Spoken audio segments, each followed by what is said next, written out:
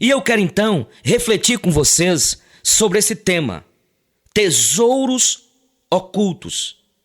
E aqui a palavra do Senhor nos diz, em 2 Coríntios, capítulo 4 em diante, aqui diz o seguinte: nos quais o Deus deste século cegou o entendimento dos incrédulos, para que não lhes resplandeça a luz do evangelho da glória de Cristo, o qual é a imagem de Deus. Porque não nos pregamos a nós mesmos, mas a Cristo Jesus como Senhor, e a nós mesmos como vossos servos, por amor de Jesus. Porque Deus que disse: de trevas resplandecerá luz, Ele mesmo resplandeceu em nosso coração para a iluminação do conhecimento da glória de Deus na face de Cristo. Temos, porém, este tesouro em vasos de barro, para que a excelência do poder seja de Deus e não de nós. Em tudo somos atribulados, porém não angustiados, perplexos, porém não desanimados, perseguidos, porém não desamparados, abatidos, porém não destruídos, levando sempre no corpo o morrer de Jesus, para que também a sua vida se manifeste em nosso corpo. Porque nós que vivemos somos sempre entregues à morte por causa de Jesus, para que também a vida de Jesus se manifeste em nossa carne mortal, de modo que em nós opera a morte, mas em vós a vida. Tendo, porém, o mesmo espírito da fé, como está escrito: eu criei, por isso é que falei. Também nós cremos, por isso também falamos, sabendo que aquele que ressuscitou o Senhor Jesus também nos ressuscitará com Jesus e nos apresentará convosco. Porque todas as coisas existem por amor de vós, para que a graça, multiplicando-se, torne abundantes as ações de graças por meio de muitos, para a glória de Deus. Por isso, não desanimamos, pelo contrário, mesmo que o nosso homem exterior se corrompa, contudo, o nosso homem interior se renova de dia em dia, porque a nossa leve e momentânea tribulação produz para nós eterno peso de glória, acima de toda comparação, não atentando nós nas coisas que se veem, mas nas que não se veem, porque as que se veem são temporais e as que se não veem são eternas. Este é o nosso tema, então, os tesouros ocultos. E, queridos irmãos e irmãs, há declarações nas Escrituras Sagradas que nos deixam um pouco estarrecidos. Por exemplo, Jesus diz em João capítulo 17, na sua oração sacerdotal, você já leu a oração sacerdotal de Cristo em João 17? Que coisa tremenda, que traz consolo às nossas almas, como povo de Deus. E nesta oração sacerdotal de Cristo, ele diz que nos transferiu glória. Ele transferiu glória para nós. Ele diz aqui, olha: Pai, eu lhes tenho transferido a glória. Tenho transferido a eles glória. E dentre muitas declarações que existe, tem esta aqui, olha, que nós lemos. O capítulo 4, versículo 7 diz: ele nos diz que nós temos um tesouro, irmãos. Escuta, minha irmã. Nós temos um tesouro em vasos de barro. Quando a gente faz uma comparação entre a declaração de Jesus, que ele nos transferiu glória, e esta declaração de Paulo aqui, que diz que existe habitando dentro de nós um tesouro, quando a gente lê isso aqui, aprende isso e contrasta estas declarações com as realidades de nossas vidas, né? Quando a gente lê isso aqui, parece algo irreal. Ou a palavra de Deus é algo apenas poética, constituída por afirmações teológicas belas para emocionar nossa alma, mas que não se desembocam em termos práticos, em realidades, ou as suas promessas ficam apenas ali mesmo. Ou então nós que somos os trôpegos, os doentes, os debilitados, os distanciados destas realidades aqui afirmadas. Agora eu creio que nós é que somos os defasados, irmãos. Porque a Bíblia é a palavra de Deus, e esta palavra de Deus é verdadeira e imutável. Porque a minha própria maneira de viver, a maneira de eu viver mostra que eu não tenho absorvido estas realidades. Parece que a palavra de Deus está ensinando é que dentro de cada um de nós existe poder, virtude, riquezas em estado de latejamento. Há um potencial para ser usado, para ser desembaraçado, canalizado para fora. Há uma mina, amados, que está tapada, que precisa ser deslacrada para que estes tesouros apareçam para que nós usufruamos. Aqui no versículo 7 mostra que nestes vasos de barro, que é a minha vida e a sua vida, habita um poder, algo espiritual. Eu não sei se quem já ouviu falar na história de Helen Keller, que nasceu cega, surda, muda, incomunicável, presa dentro de si mesma, agrilhoada na sua mente, na escuridão das suas ideias, que jamais ganhariam beleza, cor. Mas pessoas investiram em Helen Keller, conseguiram estabelecer contato com ela. E o que brotou, jorrou, foi que seus olhos, ela começou a ver sem ouvidos, ela começou a ouvir, sem boca passou a falar, sem poder concatenar essas ideias pelas veiculações normais, conforme nós, em criança, as aprendemos, mas por meios totalmente inventados pelo amor daqueles que por ela apaixonaram e investiram nela e resolveram conquistar sua cegueira, sua surdez e seu modismo, fazendo dela um ser humano normal, com todas as suas potencialidades e comunicações inerentes a ela mesma. E o que procedeu foi algo extraordinário.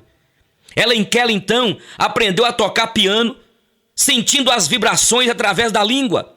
Desenvolveu maneiras de se comunicar e a vida dela é patrimônio para toda a humanidade.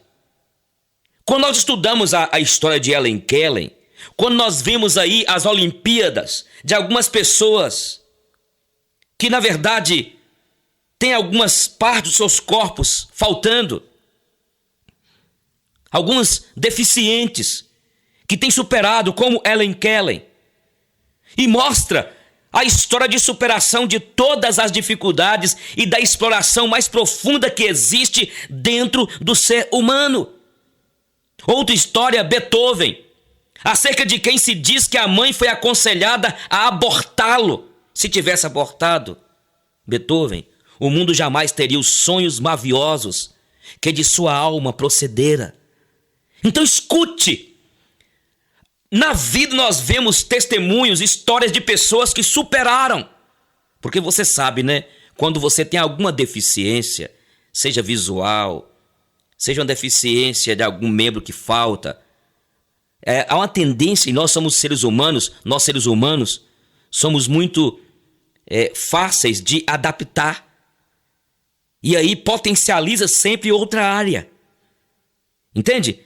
Uma deficiência que a gente tem, aí de repente a própria nossa humanidade, a nossa alma, o nosso ser potencializa outra área. Então escute, o que a palavra de Deus está querendo dizer, não neste nível natural, biológico, dos dotes, dos dons naturais, das potencialidades humanas, é que eu e você, como povo de Deus, você aí, meu irmão, minha irmã, tem aí dentro do seu corpo mortal, você tem aprisionada dentro da sua mente, do seu corpo, que é, por assim dizer, tesouros, riquezas ocultas. Estão aí dentro de você, estão aqui dentro de mim. Potencialidades espirituais. Dentro deste vaso de barro aqui baixinho, de 1,60 m e pouco. Eu tenho aqui dentro de mim potencialidades, você tem aí tesouros ocultos. É o que a palavra de Deus está dizendo, que há dentro destes vasos de barro os tesouros. E nós vamos ver quais são essas riquezas que tem dentro de cada um de nós. E aqui no versículo 6 diz que dentro de você mesmo, se você é povo de Deus, tem aí a glória íntima de Cristo. Entende, minha irmã? Estamos falando sobre as riquezas ocultas que estão dentro de nós. Tesouros ocultos. Paulo diz que o mesmo Deus que diz haja luz, fez resplandecer luz na escuridão da minha vida, da sua vida. Para que nós agora, com luz no coração e na mente, possamos contemplar a glória de Deus manifestada na face de Cristo. Então há aí dentro de você uma glória íntima de Cristo. Deus fez resplandecer nos recônditos da tua alma, na escuridão da tua alma, luz. Nós devemos ter em mente sobre este resplendor da glória de Cristo pelo menos 4 situações. A primeira foi lá no Gênesis, não é? Sobre a criação. Na escuridão entra luz que dissipa as trevas. Quando nós estivermos então temos de entender isso aqui, olha. Ele resplandeceu luz em nós, assim como aconteceu na criação. A segunda, aqui, temos a ter em mente o Monte Hermon, com Jesus no topo.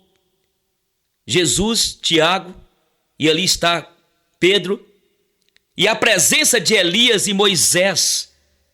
Temos que ter em mente também o encontro de Paulo na estrada de Damasco, quando o Senhor Jesus o barrou nas trevas da sua vida e fez brilhar luz na vida de Saulo, que depois se transformou no grande missionário de Deus, porque Deus fez resplandecer luz na vida. Ele estava perdido nas trevas.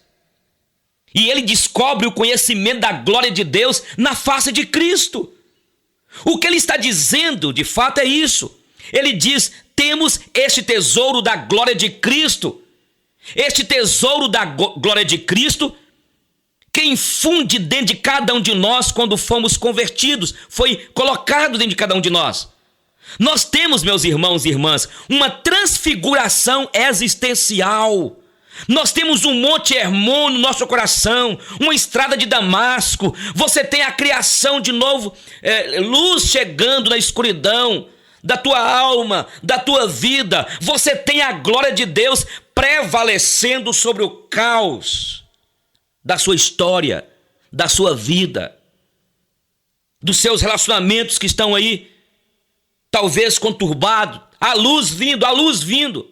Você tem a glória de Deus sendo delineada e tecida na face de Cristo. Você pode dar glória por isso? Estou falando sobre os tesouros ocultos, as riquezas que temos dentro de nós. E a primeira riqueza é esta: a glória íntima de Cristo. Eu gosto daquele hino: deixa a luz do céu entrar, deixa o sol em ti raiar, abre o coração e deixa Cristo entrar, e o sol em ti raiar, nascer. Mas foi uma decisão dele de fazer resplandecer em nós a glória de Cristo. O capítulo 3 do contexto antes aqui diz: todos nós, com o rosto desvendado, contemplando como por espelho a glória do Senhor, somos transformados de glória em glória na própria imagem do Senhor, pelo próprio Senhor. E sabe onde está esta glória íntima? Então, está aí, olha, em você, está aí. Por isso que a Bíblia diz, olha, que a nossa vida é como a luz da aurora, que vai brilhando, brilhando, brilhando, até ser dia perfeito. O segundo tesouro está aqui no versículo 7. Que você tem dentro de você aí, meu irmão, minha irmã. Aqui nós temos dentro de nós a excelência do poder de Deus em nossas vidas. Não é qualquer poder. É mais extraordinário. Excelência do poder de Jesus. Contrastando esta declaração com as nossas maneiras de viver, com nossos tombos, as nossas fragilidades do dia a dia, os nossos sobe e desce, com as nossas dúvidas, questionamentos, vacilações, questionamentos com o desmoronamento de vez em quando das nossas vidas. Quando nós contrastamos isso aqui tudo, parece real isso aqui, parece mentira. Porque nós somos tão frágeis, tão limitados. Tem dia que eu estou bom, tem dia que eu não estou tão bom. Eu lutei há muito tempo e graças a Deus, Deus me curou. De vez em quando me levantar assim meio implicando com a vida. Então quando nós contrastamos isso aqui, que há dentro de nós esse poder, e parece real, mas é real.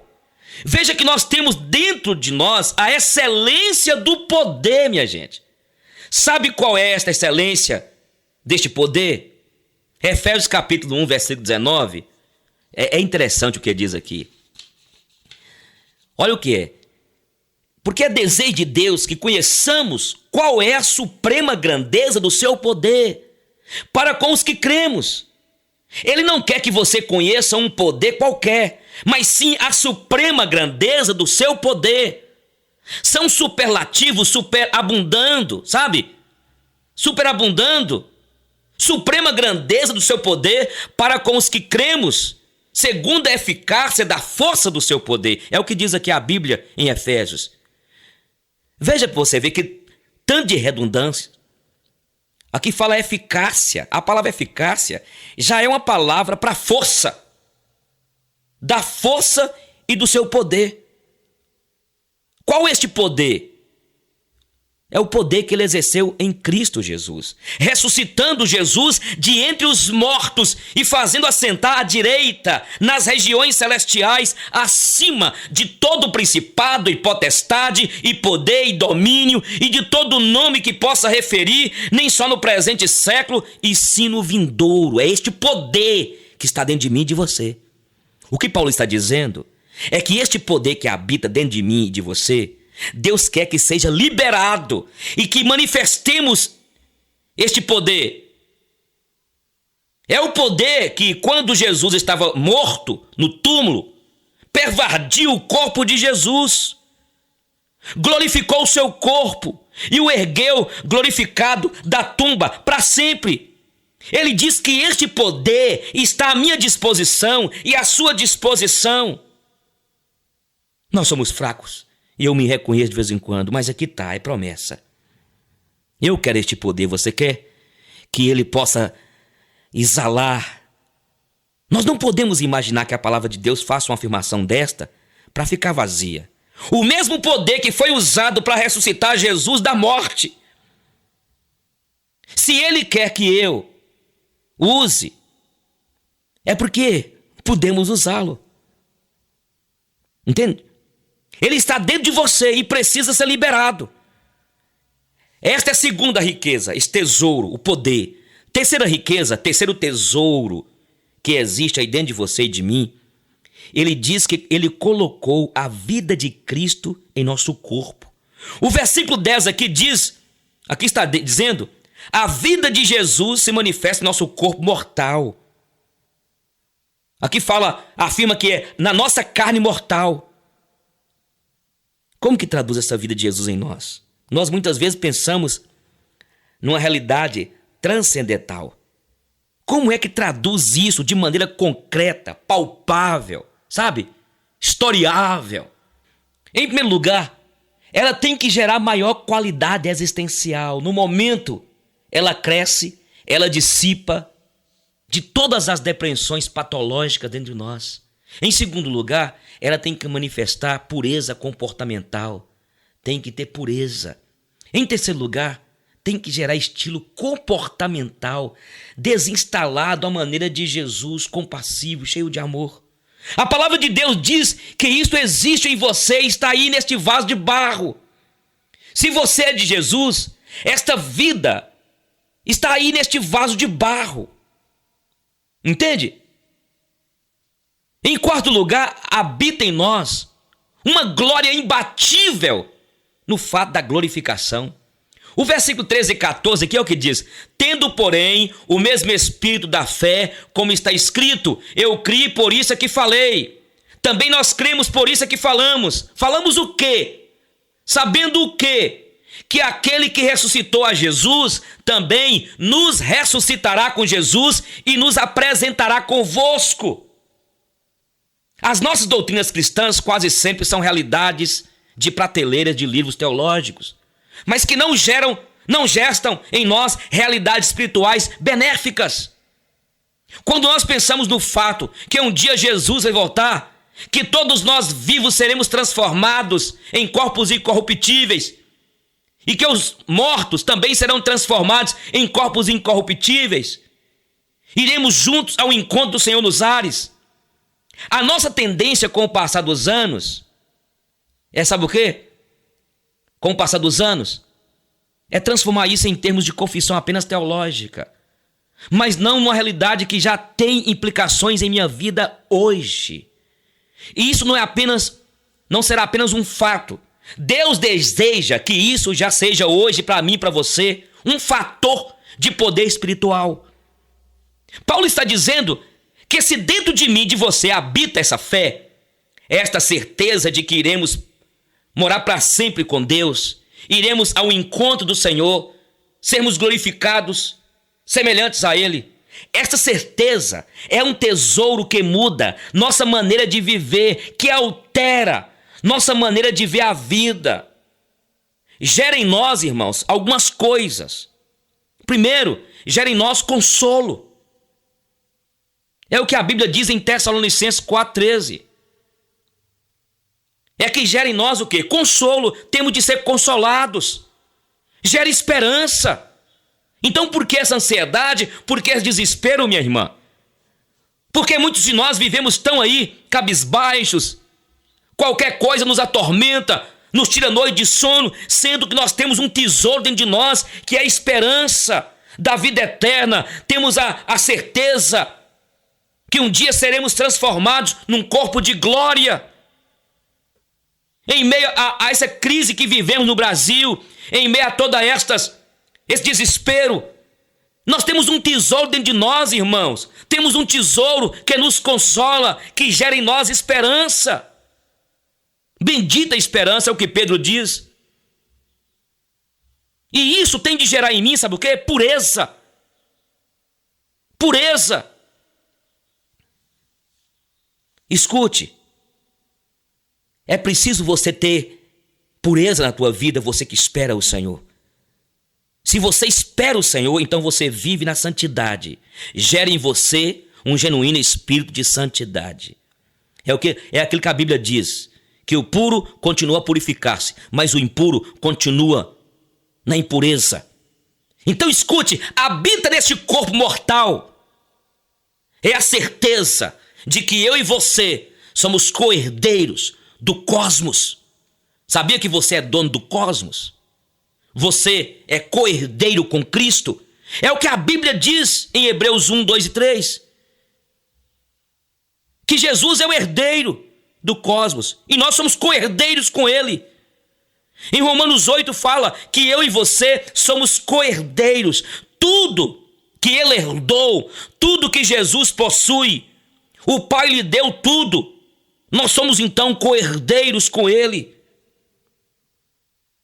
Tudo que Ele herdou, eu e você herdamos com Ele. Estou falando hoje, refletindo sobre esse tema, os tesouros ocultos que temos dentro de nós. A Bíblia diz aqui no versículo 15, todas as coisas existem por amor de vós. Estes são os tesouros que habitam dentro de cada um de nós. Agora preste atenção nas implicações desta declaração. Ele diz: se você é de Jesus, habita estes tesouros. Agora, qual é o caminho que se tem que percorrer a fim de que apropriamos ou apropriemos destas realidades. A maioria de nós estamos vivenciando estas realidades. Se elas são reais, então precisamos de apoderar delas. Queremos que estes tesouros que habitam em nós se manifestem. Qual é o caminho? Será que é só orar e ler a Bíblia? Vamos ver quais são as coisas profundas. Orar todos os dias a gente ora. Ler a Bíblia, alguns leem. O que eu e você precisamos fazer para que eu e você tenha isso aparecendo, manifestando? Entende, meu irmão? Em primeiro lugar, o versículo 7 diz que é preciso que eu e você tomemos consciência da perecibilidade desta dimensão da vida. A vida é perecível. Tomemos consciência de que estamos vivendo naquilo que é absolutamente transitório, passageiro. Tudo é efêmero. Preste atenção. Porque isso é fundamental. No versículo 7 aqui diz que este tesouro habita num vaso de barro. Não é para você ficar orgulhoso, com altivez. Somos barro, né? No versículo 11, aqui fala numa carne mortal. Você é mortal. No versículo 16, ele habita num ser que corrompe, cujo corpo será destruído, é destrutivo. No versículo 18 aqui ele diz que aquilo que é visível acaba e que devo concentrar naquilo que é eterno. Há uma insistência grande aqui entre os contrastes entre o que é temporal e o que é eterno. O que se corrompe e o que não se corrompe. Entende? O poder está aqui nesse vaso de barro. O Espírito quer nos ensinar alguma coisa com tantos contrastes. Ele quer nos ensinar a perecibilidade da vida humana, conquanto nós temos essas riquezas, esses tesouros dentro de nós, a glória íntima de Cristo, o poder de Deus, conquanto temos dentro de nós essas riquezas, o fato de que nós esperamos a glorificação, a volta de Cristo, somos co-herdeiros com Ele. Nós precisamos de entender que esse corpo que habita esse poder é terreno, é passageiro. Aí eu quero sempre frisar aqui, olha o que Taleco aí fez, o Tales. Já é a terceira vez que eu estou falando de Tales, que está acima da média. Tadinho. Quantos pastores que caíram, quantos cantores que se perderam, quantos pregadores que se esvaíram, porque se orgulharam, porque de repente ganhou a simpatia do povo de Deus, pelo chamado, pela capacidade, pela honra que Deus deu. Aí começaram a ter o coração jactancioso, o orgulho, a altivez de espírito, caíram. Então nós temos de entender isso, irmãos. Esses tesouros que estão dentro de nós, esse corpo nosso é mortal. Nós passamos. Esses cantores que estão aí, nessa época nossa, daqui 15, 20 anos, os nossos filhos, os filhos dos nossos filhos terão outros cantores na época que serão admirados por ele, enquanto estes, se não entenderem, como o Taleco e outros mais, vão ficando, não somos nada. E é por isso que tantos cantores se perderam, tantos pregadores se perderam, tantos palestrantes se perderam, porque esqueceram que esse tesouro está dentro de um vaso de barro. Quem sou eu, pastor Eugênio? Eu tenho todo dia colocar a boca no pó e falar: Deus, obrigado pelo privilégio que eu tenho de estar aqui em Montes Claros, pastoreando essa igreja. Obrigado porque tem muitas pessoas que nos ouvem e são abençoadas, mas é o Senhor que usa até quando o Senhor quiser. Quem sou eu? Então, enquanto a gente está pegado às coisas deste mundo, preocupados pelas coisas efêmeras, passageiras, coisas efêmeras, passageiras desta vida, nós abandonamos Deus, ficamos abandonados. de Deus de nós mesmos. Aí nós perdemos esse tesouro que a nós nos é colocado. É preciso haver em nós o morrer de Jesus em nosso corpo. Segundo lugar, a aceitação do morrer de Jesus em nosso corpo mortal. Preste atenção, o caminho para que você aproprie é aceitar o morrer de Jesus no seu corpo. Eu já morri com Jesus na sua morte. Em Romanos 6 fala sobre isso. Paulo está falando que Cristo que morre em mim. O morrer de Jesus quer se traduzir em realidades práticas na minha vida e na sua vida. Há de se manifestar em nós o morrer de Jesus. Entende? O versículo 10, é preciso levar sempre o morrer de Jesus. O versículo 11 diz sempre, sempre. O versículo 12 diz que em nós opera a morte. Paulo diz sempre, sempre. O versículo 8 começa a cometer em você na medida em que você é atribulado, na medida em que você é acometido por circunstâncias adversas. Deus só constrói algo em nós, minhas irmãs e irmãos, usando as tribulações, tristeza, sofrimento, crise, privações. Sempre que a gente lê na Bíblia essas palavras, você vê a palavra antes produz, produz, produz. Produz o quê? Olha o que diz aqui, perplexidades. Quando somos apanhados de surpresas, apanhados pelo inesperado, somos perseguidos, oprimidos, antipatizados por causa do nome de Jesus, está acontecendo em nós o morrer de Jesus. Você está entendendo essa ideia de morrer de Jesus? O morrer de Jesus. Nós já morremos com ele, agora tem que ter o morrer dele em nós. O versículo 9 fala, abatidos psicologicamente, achatados nas emoções. Quando é por causa de Jesus, está acontecendo em nós o morrer de Jesus.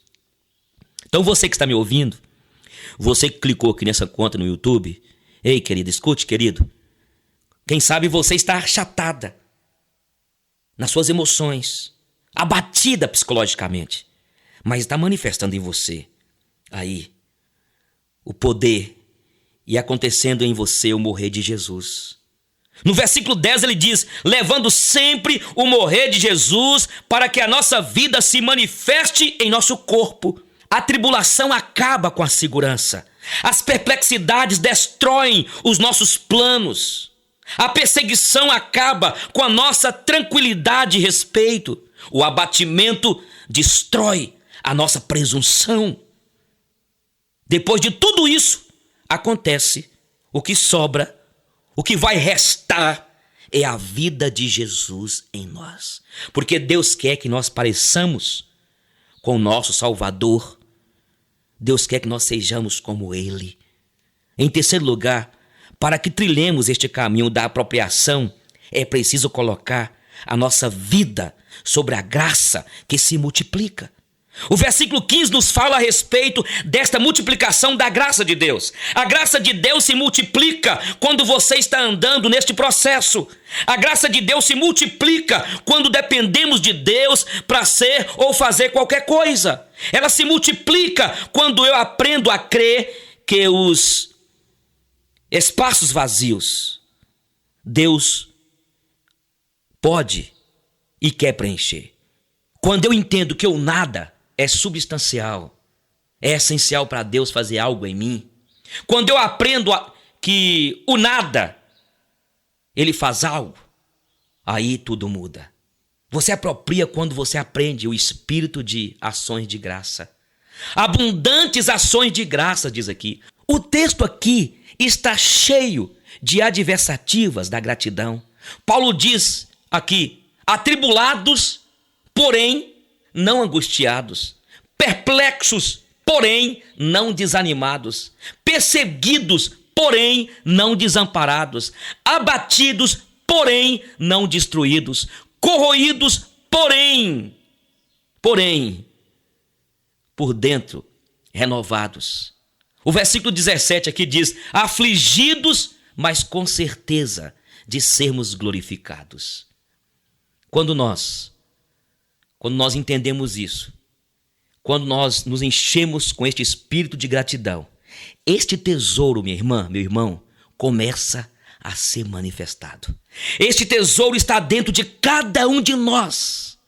Está aí, sabe? Embotado, ofuscado aí. Está aí dentro. A vida de Cristo está aí para produzir saúde, para produzir segurança, para produzir paz, para produzir equilíbrio, para produzir maturidade, para produzir em você, minha irmã, meu irmão, descanso. O esperar.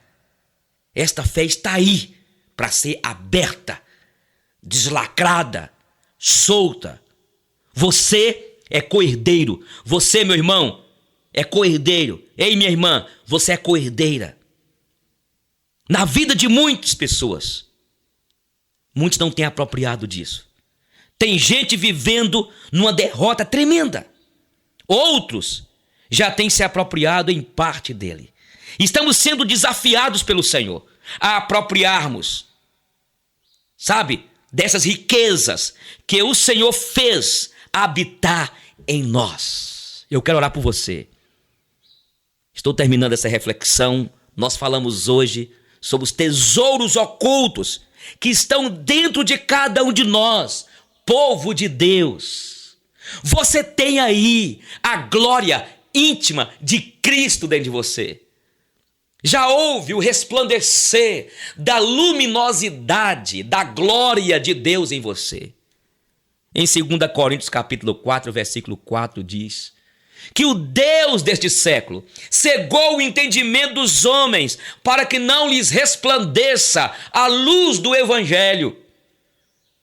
Mas você agora é mulher de Deus, homem de Deus. E esse texto que nós lemos aqui mostra que nós temos agora a luminosidade, o resplandecer do clarão, da glória de Deus em nós. Isso foi graça, isso foi bondade, isso foi Ele que decidiu. Houve uma luminosidade que brilhou nos recônditos da minha alma, lá em Salinas, há 30 e quase 3 anos. Cego, perdido, cheio de superstição, prisões na minha interioridade. E quando essa luz entrou e entrou na sua vida, aí você viu e você entendeu e agora você está neste caminho. Louvado seja Deus, louvado seja Deus. Já houve na tua vida isso? Você que está me ouvindo aí na sua casa, você que tem estado sintonizado nessa conta nossa, nesse programa. Deus está me usando para falar com você. Ele quer alumiar os recônditos da tua alma. Você que está perdido aí. Você que está aí nesse buraco. Você que está aí nesse cárcere. Você que está aí nesse túmulo, nesse túnel escuro. Nesse lugar úmido. Neste lugar aí, e você sabe o que eu estou dizendo. Preso, presa.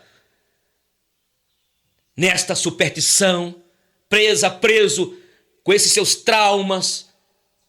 Ele quer alumiar aí dentro, para que você saia, para que você viva, para que você seja livre, para que você entenda que você é filho, que você tem aí um poder, o poder que ressuscitou Lázaro, o poder que arrancou Jesus no túmulo, o poder que Jesus, aquela virtude, está dentro de cada um de nós.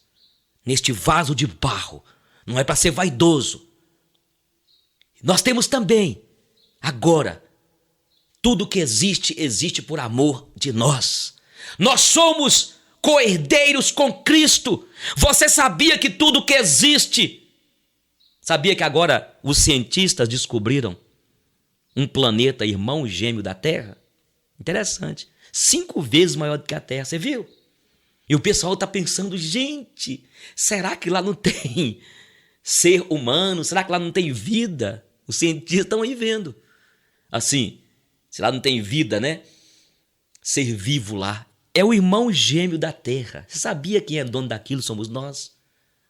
Você sabia que tudo que existe existe por amor de nós? Sabia?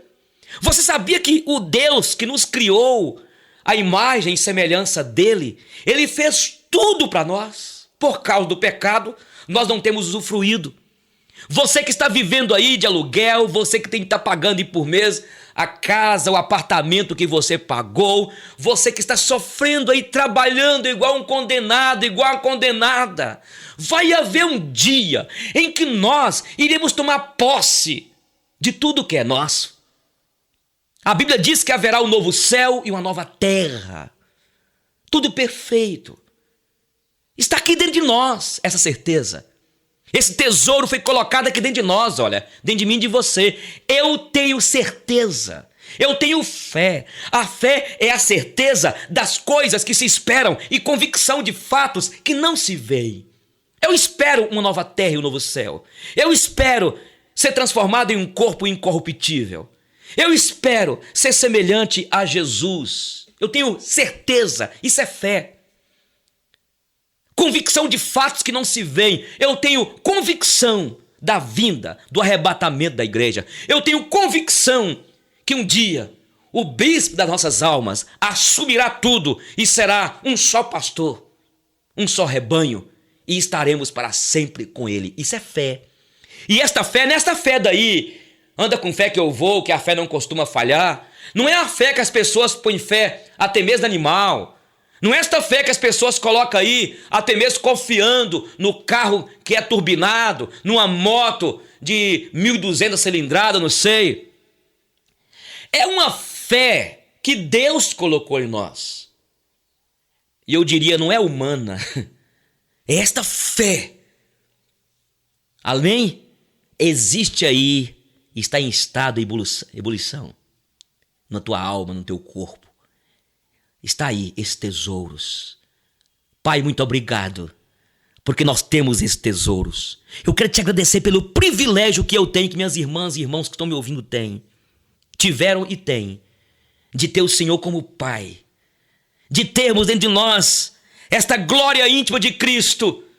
Muito obrigado porque nós não vivemos na escuridão. Muito obrigado porque a tua palavra nos diz que aquele que te serve, Jesus, não andará em trevas. Nós não estamos em trevas, nós não andamos por atalhos, andamos pelo caminho da verdade, que é Jesus, que é a tua palavra, e nós te agradecemos neste momento por isso, pelo privilégio. Muito obrigado pela excelência do poder que está em nós. Este poder que eu tenho e que meu irmão tem, de chegar num lugar e está lá um espírito imundo, eu posso repreender em nome do Senhor Jesus. Este poder que há em nós, que nós podemos orar e extirpar da nossa mente todos os pensamentos terríveis. Este poder que nós temos dentro de nós. Nós temos esse poder, muito obrigado. Muito obrigado, Senhor, porque tudo que existe, o Senhor fez por amor de nós.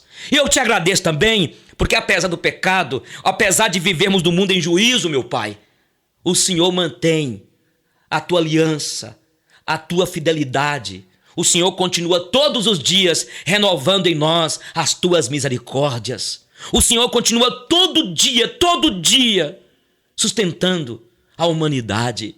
Eu te agradeço, mas eu quero te pedir agora também, porque talvez alguém que me ouviu, e quem sabe este é o momento deste teu eleito, desta tua eleita, que foram escolhidos pelo Senhor antes da fundação do mundo. E eu declaro agora que haja luz nessas trevas, que haja luz nessa escuridão, que haja luz nesta vida que está perdida, que haja luz nesta vida presa pelos grilhões da escuridão das trevas, que haja luz. Eu declaro agora luz, em nome de Jesus, eu declaro luz.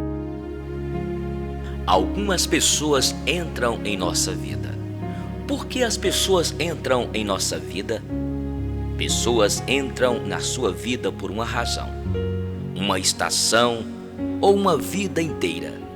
Quando você percebe qual deles é, você vai saber o que fazer por cada pessoa. Quando alguém está em sua vida por uma razão, é geralmente para suprir uma necessidade que você demonstrou. Elas vêm para auxiliá-lo numa dificuldade, te fornecer orientação e apoio, ajudá-lo física, emocional e espiritualmente. Elas poderão parecer como uma dádiva de Deus. E são. Elas estão lá pela razão que você precisa que eles estejam lá. Então, sem nenhuma atitude errada de sua parte ou em uma hora inconveniente, essa pessoa vai dizer ou fazer alguma coisa para levar essa relação a um fim. Às vezes, essas pessoas morrem. Às vezes, elas simplesmente se vão. Às vezes, eles agem e te forçam a tomar uma posição. O que devemos entender é que nossas necessidades foram atendidas, nossos desejos preenchidos e o trabalho delas feito. As suas orações foram atendidas e agora é tempo de ir. Quando pessoas entram em nossas vidas por uma estação, é porque chegou sua vez de dividir, crescer e aprender. Elas trazem para você a experiência da paz ou fazem você rir. Elas poderão ensiná-lo algo que você nunca fez. Elas geralmente te dão uma quantidade enorme de prazer. Acredite, é real, mas somente por uma estação. Relacionamentos de uma vida inteira te ensinam lições para a vida inteira. Coisas que você deve construir para ter uma formação emocional sólida.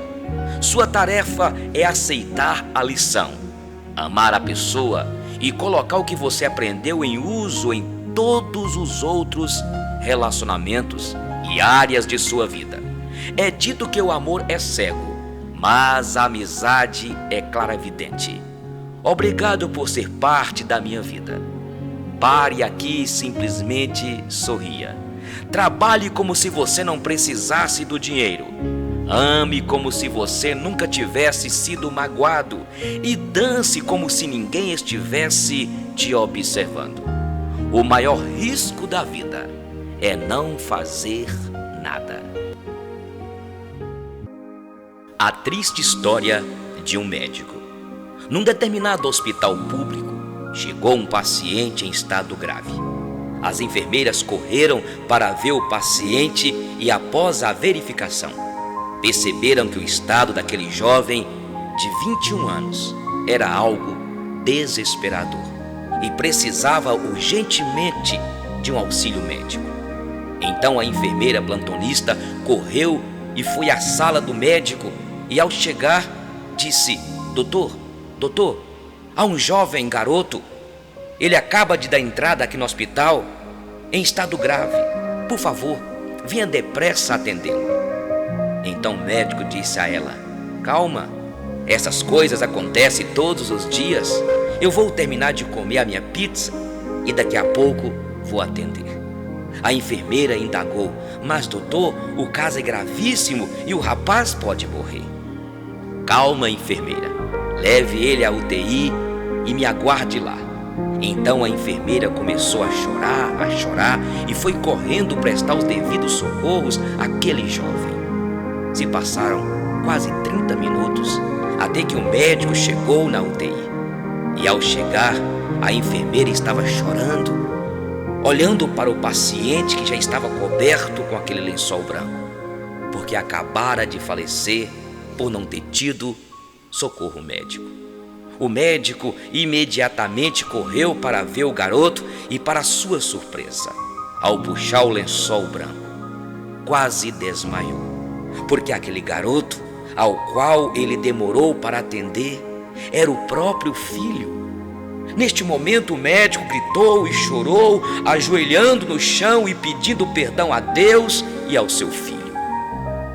Todos os outros médicos correram para ver o que havia acontecido e todos choraram, pois também conheciam aquele jovem filho do doutor, que poderia ter sido atendido naquele hospital público.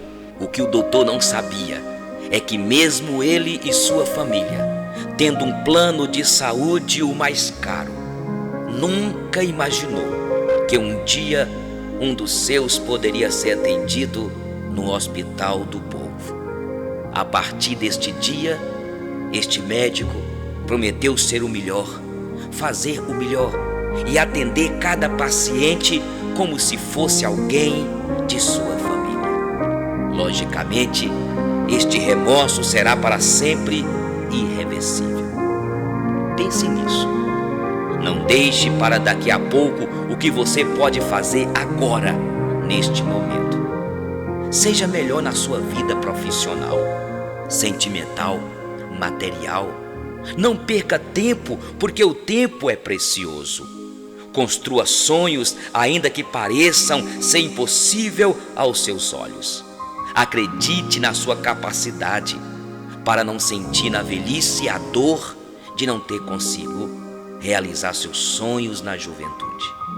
Seja humilde, ajude o seu próximo, sem querer nada em troca, pois assim você vai ver que colherá grandes frutos daquilo que você plantou. Não importa a sua situação financeira, se é rico ou pobre. No final, todos nós iremos para o pó da terra. Não poderemos levar nada desta vida. A Bíblia diz aqui em Eclesiastes 12:7: e o espírito volta a Deus que o deu, e o pó volta à terra como era.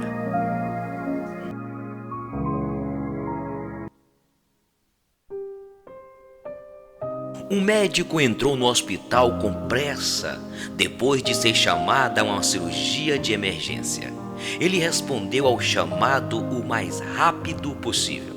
Mudou de roupas e foi diretamente para o bloco cirúrgico. Ele encontrou o pai do menino indo e vindo na sala de espera do médico. Depois de vê-lo, o pai gritou: "Por que você tomou todo esse tempo para vir? Não sabia que a vida de meu filho está em perigo? Você não tem senso de responsabilidade, doutor." O médico sorriu e disse: "Desculpe-me, eu não estava no hospital e eu vim o mais rápido que pude, depois de receber a chamada. E agora, eu gostaria que você se acalmasse para que eu possa fazer o meu trabalho." "Me acalmar? E se fosse seu filho quem estivesse nesta sala agora, você estaria calmo? Se o seu filho fosse agora o que estivesse morrendo?" disse o pai irritado. O médico sorriu novamente e respondeu: "Eu vou dizer o que disse Jó na Bíblia: do pó viemos e ao pó voltaremos. Bendito seja o nome de Deus. Os médicos não podem prolongar a vida, mas eu vou interceder por seu filho. Vamos fazer todo o possível pela graça de Deus." "Dar conselhos quando estamos em situação é tão fácil", murmurou o pai. A cirurgia levou algumas horas, depois que o médico saiu feliz. "Graças a Deus, seu filho está salvo." E sem esperar por uma resposta do pai, com muita pressa, olha para o relógio e foge. Ao mesmo tempo que vai, ele disse: "Se você tiver alguma dúvida, pergunte à enfermeira." "Por que é tão arrogante? Não podia esperar mais alguns minutos para eu pedir mais informações sobre o estado do meu filho?" E a enfermeira, cheia de lágrimas pelo seu rosto, disse: "O filho do doutor morreu ontem em um acidente de estrada. O médico estava no cemitério quando você chamou para realizar a cirurgia de seu filho. E agora que ele salvou a vida de seu filho, ele correu para terminar o sepultamento de seu filho." Não julgue as pessoas. Você não sabe qual é a realidade delas. Nunca julgue ninguém, porque você nunca sabe nada sobre a vida dessa pessoa e o que está acontecendo na vida dela.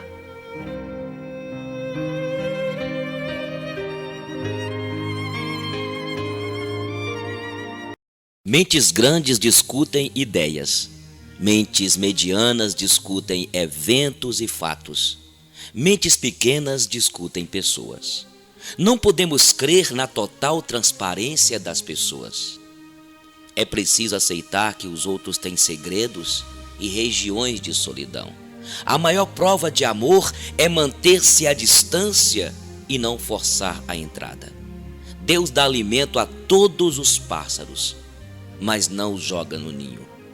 Deus ajuda, mas espera que você faça, no mínimo, a sua parte. Aquele que perde dinheiro, perde muito. Aquele que perde amigo, perde muito mais. Mas aquele que perde a fé, perde tudo. Pessoas jovens e belas são obras da natureza. Pessoas idosas e belas são obras de arte, e ambas são obras de Deus. Aprenda com os erros alheios. Você não viverá tempo para cometer todos sozinho. A língua pesa praticamente nada, mas poucas pessoas conseguem segurá-la. Amigo, eu e você trouxe outro amigo e já formamos um time. Este time não tem começo e nem fim. O diferencial da vida é viver com amor e buscar diariamente o verdadeiro sentido de viver, ser feliz e estar com Deus. Não espere ser feliz para viver. Não espere ser amado para amar. Não espere ficar sozinho para reconhecer o valor de um amigo. Não espere ficar de luto para reconhecer quem hoje é importante na sua vida. Não espere o seu melhor emprego para começar a trabalhar. Não espere a queda para lembrar-se do conselho. Não espere. Não espere a enfermidade para reconhecer o quão frágil é a vida. Nem espere encontrar a pessoa perfeita para então se apaixonar. Não espere a mágoa para pedir perdão. Não espere a separação para pedir a reconciliação. Não espere a dor para acreditar na oração.